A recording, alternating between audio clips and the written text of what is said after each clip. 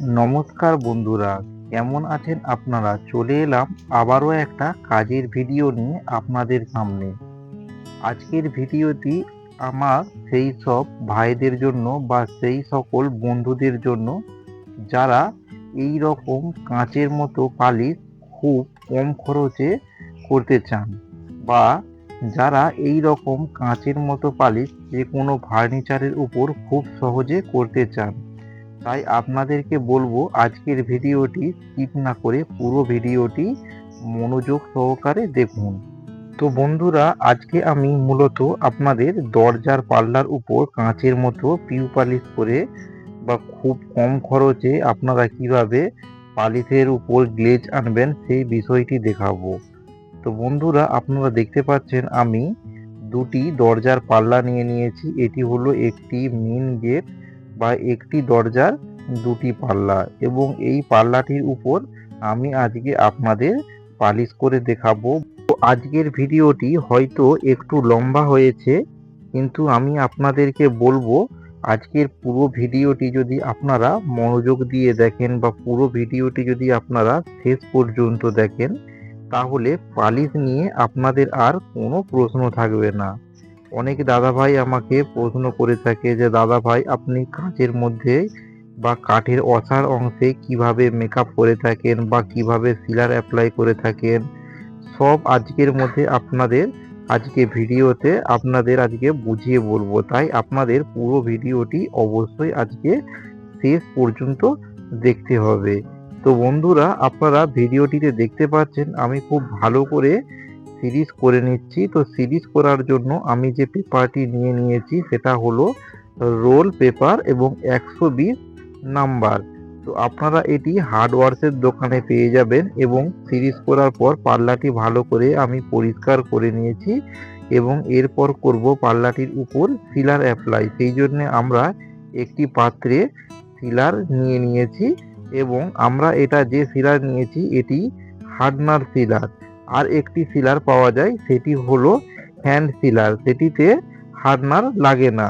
আর আমরা যেটা নর্মালি যে সিলার আপনারা বাজারে কিনতে পান, সেই সিলার আমরা এই পাল্লাটির উপর অ্যাপ্লাই করছি। তো আপনাদের বলে রাখি যে আমি এই সিলারটি কিভাবে মিক্সিং করলাম, আপনারা আমার অন্য ভিডিওতে গিয়ে দেখে আসতে পারেন, বা আপনারা যদি আমাকে কমেন্ট করেন এই সিলারটি আমি আপনাদের মিক্স করে দেখাবো।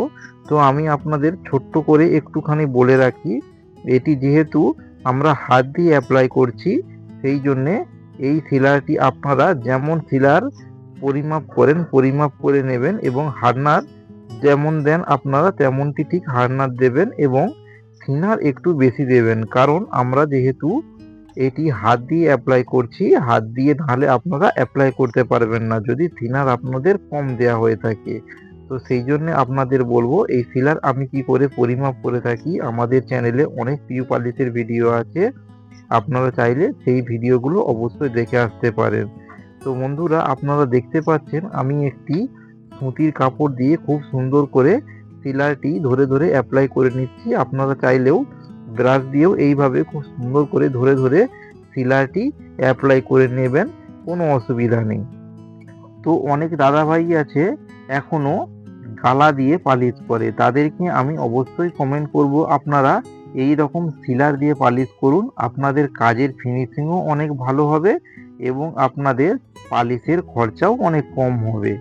তো এই সিলারটিতে যেহেতু থিনারের পরিমাণ অনেক বেশি থাকে, সেই জন্যে খুব তাড়াতাড়ি এই সিলারটি শুকনো হয়ে যায়। তো সিলারটি শুকনো হয়ে যাওয়ার পর কাঠের মধ্যে যে ছোটোখাটো ছিদ্র বা ফাটা অংশ থাকে, আমরা খুব ভালোভাবে সেগুলিকে কোটিং করে নিয়েছি, এবং আপনারাও ঠিক একইভাবে সেগুলিকে খুব ভালো করে কোটিং করে নিতে হবে। আমরা কোটিং করে নিয়েছি চক পাউডার দিয়ে। তো আপনারা চাইলে উড ফিলার দিয়েও কোটিং করে নিতে পারেন, বা আমরা চক পাউডার দিয়ে কিভাবে কোটিং তৈরি করে থাকি সেই বিষয়ে আমাদের চ্যানেলেও ভিডিও দেওয়া আছে, আপনারা চাইলে গিয়ে দেখে আসতে পারেন। তো বন্ধুরা, আমাদের এই পাল্লাটি সিলার অ্যাপ্লাই করার পর বা কোটিং লাগানোর পর কোটিংটি শুকনো হয়ে গিয়েছে। শুকনো হওয়ার জন্য আমরা ছেড়ে দিয়েছিলাম পাল্লাটিকে 6 থেকে 7 ঘন্টা, এবং তার উপর করে নেব আমরা এবার পাল্লাটিতে সিরিজ। তো সিরিজ করার জন্য আমরা নিয়ে নিয়েছি 150 নম্বর ওয়াটার পেপার, এবং এই 150 নম্বর ওয়াটার পেপার দিয়ে খুব ভালো করে সিরিজ করে নেব, আপনারা ঠিক ভিডিওটিতে যেরকমটি দেখছেন। তো আপনাদেরকে বলে রাখি যে আপনারাও যখন এইভাবে সিরিজ করবেন তখন দেখবেন সাদা সাদা একটা পাউডারের মতো ভাব চলে আসছে, বা শিলাটি ঘষার পর অনেক কাঠটি স্মুথ হয়ে আসছে।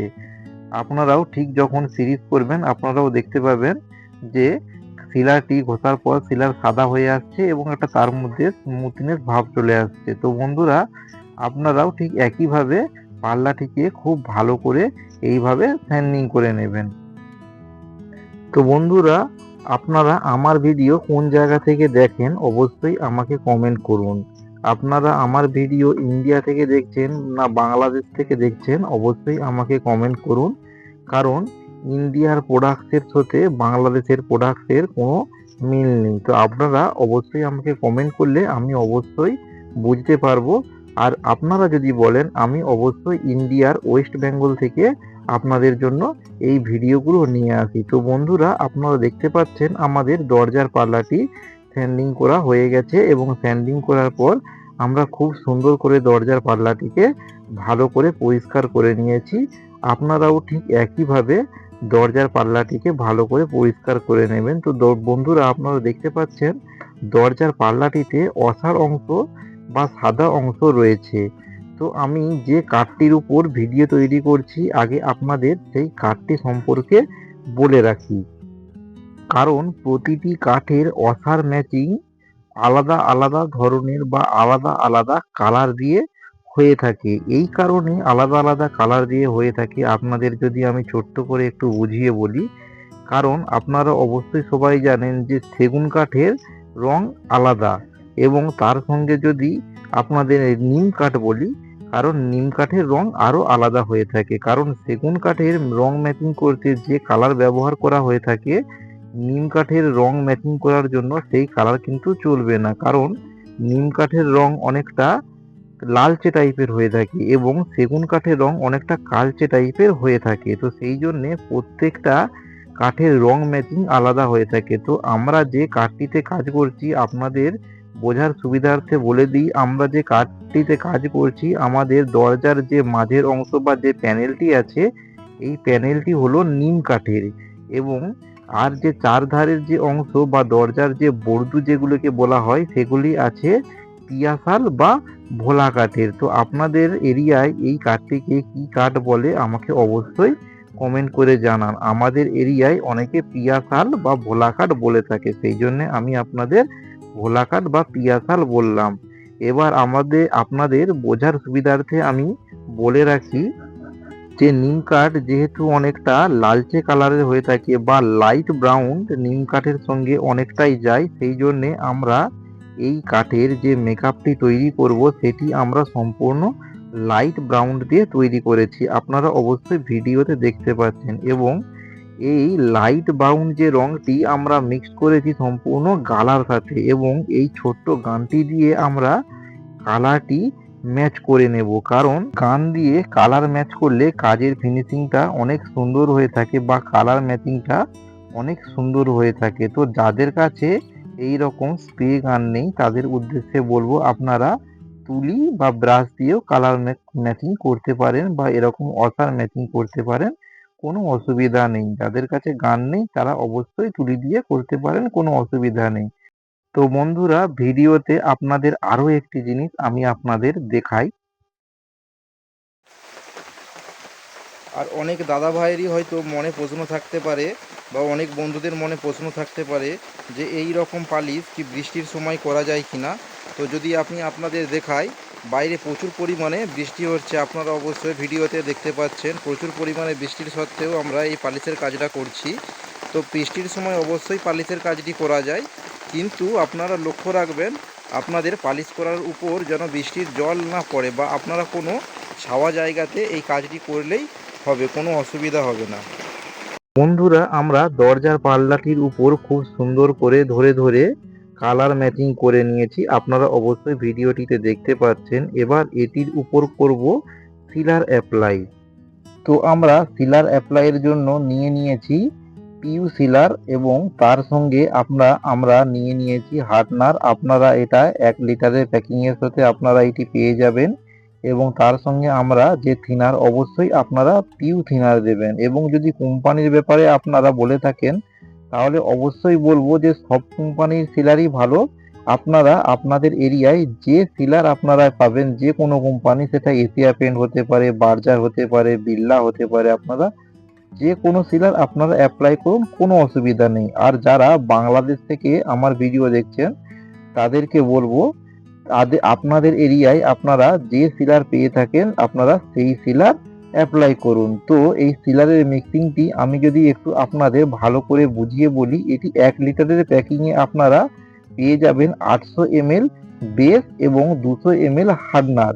তো আপনারা যদি 1 লিটার প্যাকিং তৈরি করেন তাহলে আপনারা বেস দেবেন 800 ml বা সিলার দেবেন 800 ml এবং হার্ডনার দেবেন 200 ml এবং থিনার আপনারা দেবেন প্রায় 400 ml এর কাছাকাছি। কারণ সিলার অনেক মোটা হয়ে থাকে, সেই জন্যে আপনারা চাইলে 400 ml এর কাছাকাছি আপনারা থিনার দিতে পারেন, কোনো অসুবিধা নেই। এবার আপনারা থিনার দিয়ে একটি পাত্রে খুব ভালো করে এটাকে ফাটিয়ে নেবেন, তারপরেই আপনারা দরজার উপর অ্যাপ্লাই করবেন। আপনারা যদি ভালো করে না ফাটিয়ে দরজার উপর অ্যাপ্লাই করেন তাহলে আপনাদের কাজটি খারাপ হয়ে যেতে পারে। অবশ্যই ভালো করে ফাটিয়ে নেবেন।